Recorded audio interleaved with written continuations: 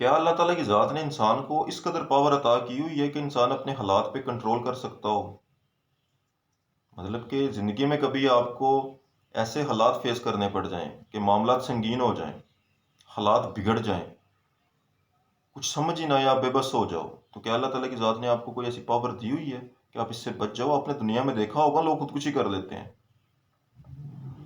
خودکشی آسانی سے کوئی نہیں کرتا. لوگ حرام کام کی طرف کیوں چلے جاتے ہیں؟ کیونکہ وہ چیزیں لا حاصل ہو چکی ہوتی ہیں، اس پہ قابو نہیں انسان کا رہتا، ان کو سمجھ آ جاتی ہے کہ اب کچھ نہیں بن سکتا، وہ پھر یہ رستہ اختیار کرتے ہیں. انسان ایک ذات ہے، اللہ تعالیٰ کی ذات نے اس کو اس قدر قدرت دی ہوئی ہے کہ یہ تو معاملات ہی بہت چھوٹے ہیں. کارۂ تقدیر میں انسان کو اللہ شامل کر لیتا ہے، لیکن انسان اگر اپنی ذات کو سمجھ جائے، وہ اقبال نے بولا ہوا ہے نا کہ خودی کو کر بلند اتنا کہ ہر تقدیر سے پہلے خدا بندے سے خود پوچھے بتا تیری رضا کیا ہے. کارۂ تقدیر میں انسان کو اللہ شامل کر لیتا ہے، لیکن اس کے لیے کرنا کیا ہوگا؟ اس کے لیے آپ کو اپنی ذات کی خوبصورتی کی طرف لوٹنا ہوگا.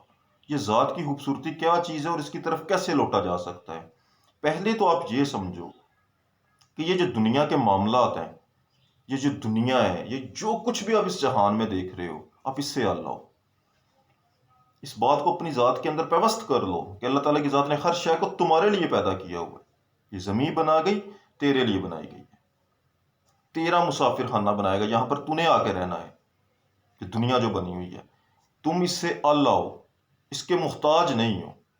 شیطان نے تمہیں وسوسے ڈال کے گمراہ کر کے اس کا محتاج کر دیا ہوا ہے کہ شاید اس کو حاصل کرنا زیادہ ضروری ہے. نہیں، یہ آپ کی ذات کی خوبصورتی نہیں ہے کہ آپ اس دنیا کو حاصل کرنے کی کوشش کرو. یہ دنیا کیسے حاصل ہو سکتی ہے وہ آپ کی ذات جانتی ہے. اور ذات کی خوبصورتی کیا ہے؟ اپنے اصل کی جانب لوٹ جاؤ. اصل کیا ہے؟ آپ کا جو اصل تھا ایک نور ہے، ایک لائٹ ہے، ایک روشنی ہے. کبھی سوچو نا ٹھنڈے دماغ سے کہ آپ کا اصل ایک نور ہے، ایک لائٹ ہے، ایک انرجی ہے جو عالم ارواح میں موجود تھی. اللہ کے سامنے جو کھڑا تھا، جس نے اللہ کو دیکھا ہوا ہے، اللہ سے بات کی ہوئی ہے، اللہ کو سنا ہوا ہے، اللہ سے وعدے کیے ہوئے ہیں، ایک زندگی گزاری ہوئی ہے، وہ اس جہان کا جو ہے نا باسی ہے. انسان اس دنیا کا باسی نہیں ہے. اس دنیا میں آپ کو ذرا اگر سردی لگے نا، بیمار. زیادہ گرمی لگے، بیمار. زیادہ کھا لو، بیمار. کم کھاؤ، بیمار. آپ کا اپنے وجود پر ہی کنٹرول نہیں ہے، کیونکہ آپ اس دنیا کے لیے بنائی نہیں گئے ہو. آپ کے اندر وہ چیز موجود ہے، اس کی طرف سفر، اصل کی طرف سفر ہے، وہ آپ کی ذات کے اندر موجود ہے. اب انسان سوچتا ہے کہ میں اپنے اصل کی طرف جاؤں کیسے؟ اس کا کیا طریقہ کار ہے؟ دو حصوں میں تقسیم کر لیتے ہیں انسان کو. آپ خود غور کرنا کہ آپ کر کیا رہے ہو. ایک انسان کا ظاہر ہے، آپ کا یہ ظاہری وجود ہے، اس کی ضرورتیں ہیں، پوری کرتے ہو نا؟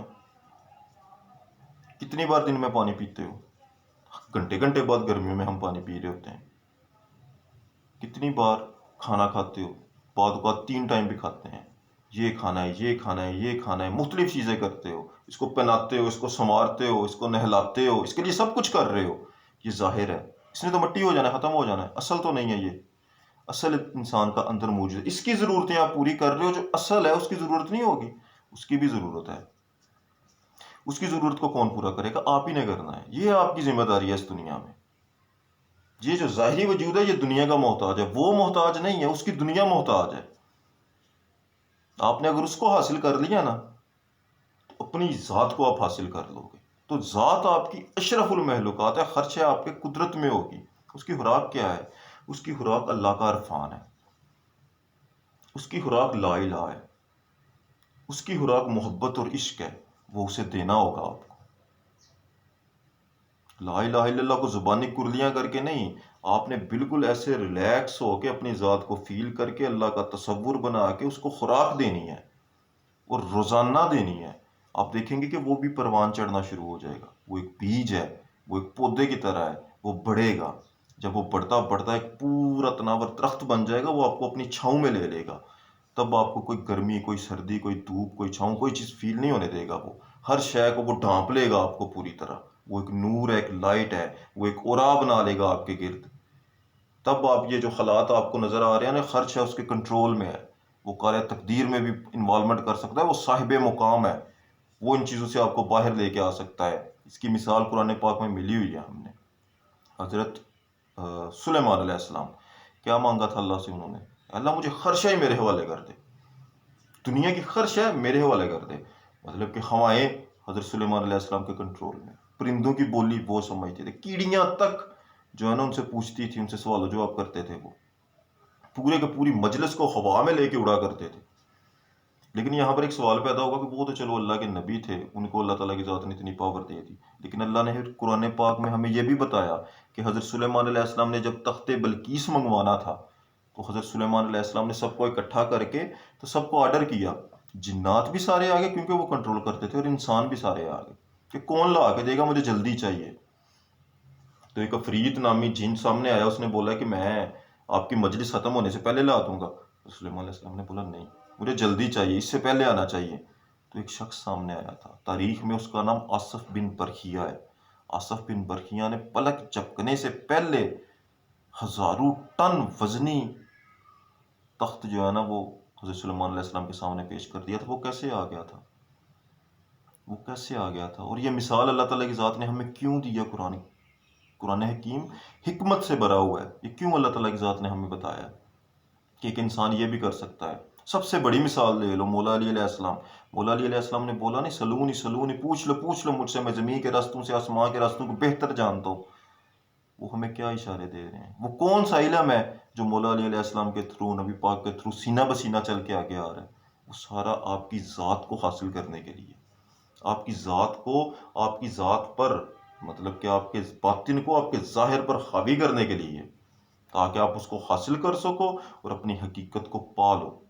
تب جا کر یہ جو معاملات آپ کی، یہ دنیا جو بگڑی ہوئی دنیا ہے نا، جس میں انسان بے بس ہو جاتا ہے، یہ سب کچھ انسان کے کنٹرول میں آ جاتا ہے.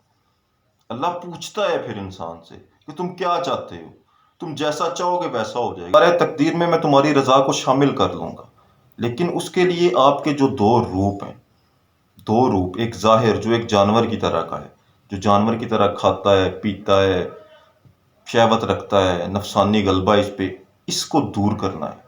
اس کو خوراک نہیں دینی، آپ نے اپنی ذات کی اصل کو خوراک دینی ہے. جو آپ کا ظاہر ہے نا، اس کے بارے میں اللہ نے بھی بولا ہوا ہے کہ تم نے کبھی غور نہیں کیا اپنی تخلیق پر کہ میں نے تمہیں کس قطرے سے، کس ناپاک قطرے سے پیدا کیا ہوا ہے؟ کیا ویلیو رہے گی پیچھے انسان کی؟ پھر جب اللہ خود بول رہا ہے کہ کس بات کی اکڑ ہے، اپنی تخلیق پر غور کر. لیکن آپ کے اصل کے بارے میں اللہ تعالیٰ کی ذات نے کتنی اعلیٰ بات کی ہوئی ہے کہ میں نے فرشتوں کو بولا ہوا اس کو سجدہ کر. کیوں؟ کیونکہ وہ ایک صاحب مقام ہے. اپنے دو روپوں کو سمجھو، دو روپوں کو، ایک ظاہر ہے جو جانور کی طرح کا ہے، ایک اندر ہے جو ایک نور ہے، ایک لائٹ ہے. اس کو پالو. جب اس کو پالو گے تو آپ دیکھو گے پھر کہ یہ جو دنیا ہے نا، یہ دنیا جو، یہ بہت ایک حقیر سی چیز ہے آپ کے سامنے. آپ بہت اعلیٰ سٹیٹس سے ہو، بہت اعلیٰ کوالٹی کے ہو. آپ کی ذات کے اندر ایسا نور ہے جو خدا کے ساتھ ہر وقت کنیکشن میں رہ سکتا ہے اور اپنے اللہ سے ہر وہ چیز لے سکتا ہے جو وہ چاہتا ہے. اللہ تعالیٰ کی ذات نے اس کو قدرت دے رکھی ہے. یہی انسان کا راز ہے، یہی انسان کی حقیقت ہے. اسی لیے اقبال نے بولا ہوا ہے کہ ہر تقدیر سے پہلے خدا بندے سے خود پوچھے، بتا تیری رضا کیا ہے، جیسا تو چاہے گا ویسا ہوگا. تو ایسے حالات آپ کو اگر زندگی میں فیس کرنے پڑتے ہیں تو اپنی ذات کی خوبصورتی کا سفر کرو، اور اس طریقے سے کرو کہ آپ کے اندر موجود جو لائٹ ہے، جو نور ہے، وہ گرو کرنا شروع کر دے. انشاءاللہ تعالیٰ اللہ تعالیٰ کی ذات آپ کو اور مجھے بھی اپنی ذات کا سفر طے کرنے کی توفیق عطا فرمائے، کیونکہ اس سفر کے بغیر انسان کبھی اپنی حقیقت کو نہیں پا سکتا. جزاک اللہ خیر.